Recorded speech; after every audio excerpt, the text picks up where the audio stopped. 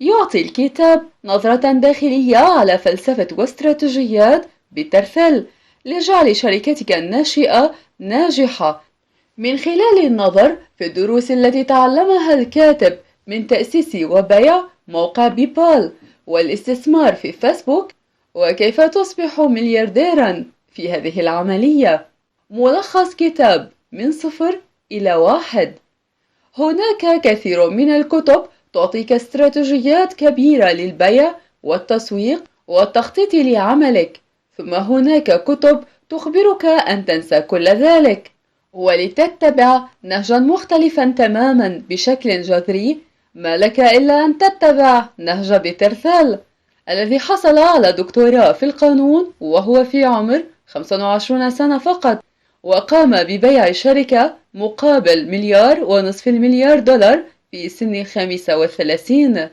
سيعلمك كتاب Zero to One الطريقة التي يفكر بها وكيفية تعامله مع الأعمال التجارية، وما يمكنك القيام به لبناء مستقبل شركتك الناشئة وتشكيل مستقبل العالم في هذه العملية. هناك 3 دروس من الكتاب، وهي: أكبر قفزات جارية هي رأسية وليست أفقية. الاحتكارات جيدة لكل من الأعمال والمجتمع. يحتاج المؤسسون إلى رؤية لنقل أعمالهم من صفر إلى واحد. دعونا نرى كيف يصنع المستقبل. الدرس الأول: أكبر قفزات في التقدم رأسية وليست أفقية. هل يمكنك أن تتخيل كيف سيبدو عام 2200؟ إنه صعب، أليس كذلك؟ هذا لأنك تعلم أن العالم يحرز تقدما كبيرا كل عام، ولكن يكاد يكون من المستحيل معرفة كيف سيبدو ذلك. ولكن يجب عليك أن تعلم أن ليس كل التقدم متساو. معظم التقدم الذي نراه على أساس يومي هو تقدم أفقي. هذا النوع من التقدم ينشر الأفكار والتقنيات الحالية من واحد إلى كثير.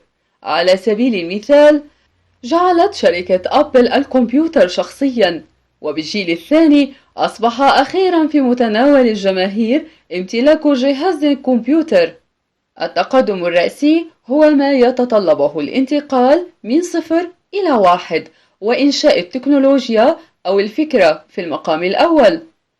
قامت شركة أبل بذلك أيضا عندما توصلت إلى آيفون في عام 2007 وغيرت طريقة رؤيتنا واستخدامنا للهواتف تماما. إذا كنت ترغب في إنشاء شركة ناشئة لن تتحسن فقط، بل ستغير العالم بشكل جذري. فيجب عليك أن تنتقل من صفر إلى واحد، وليس واحد إلى الكثير. يمكنك فعل ذلك فقط من خلال الاستجواب الناقد للعديد من الافتراضات التي لديك حول الحاضر. هل يمكن للناس أن تعيش على القمر؟ هل هناك عالم بدون سيارات؟ هل سنتمكن من العيش بالطاقات المتجددة بالكامل؟ هذه هي أنواع الأسئلة التي يجب أن تهتم بها إذ كنت فعلا تريد اللعب والفوز بشكل كبير.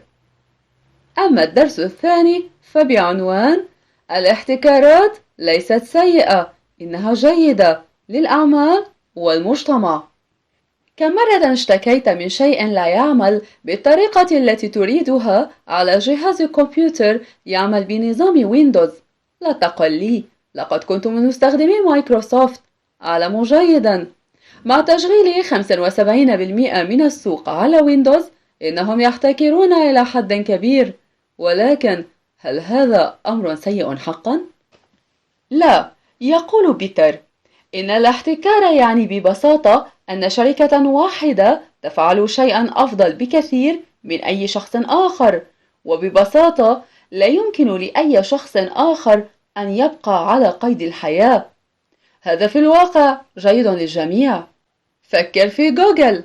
أنت تحب استخدام جوجل لأنك تعلم أنه أفضل محرك للبحث. تحب جوجل تحديد أسعارها الخاصة وجني حوالي 25% من أرباحها كأرباح، حتى يمكنها أن تحسن خدماتها. ويجب على المجتمع أن يحبها، لأنه إذا جاء شخص وتغلب على جوجل، هذا يعني أن محرك البحث الخاص به سيكون على الأرجح رائعا للغاية. لا تعد الاحتكارات شيئا يستهزأ به، إنها في الواقع ما يجب أن تسعى إليه أي شركة ناجحة أو حتى ناشئة. الدرس الثالث: إذ لم يكن لدى المؤسسين رؤية، فلا يمكن للشركة أن تنتقل من 0 إلى 1. بناء احتكار بالتأكيد لا يحدث بين ليلة وضحاها. أمضى فيل وفريق بيبال المكون من 50 شخصا سنوات عديدة للوصول إلى مكان كان فيه معالج الدفع الأول الذي يستخدمه عملاء موقع إيباي حتى يتمكنوا أخيرا من الاستفادة من وضعهم الاحتكاري في بيع الشركة. أين وجدوا الدافع للالتزام به؟ كلمة واحدة فقط: رؤية.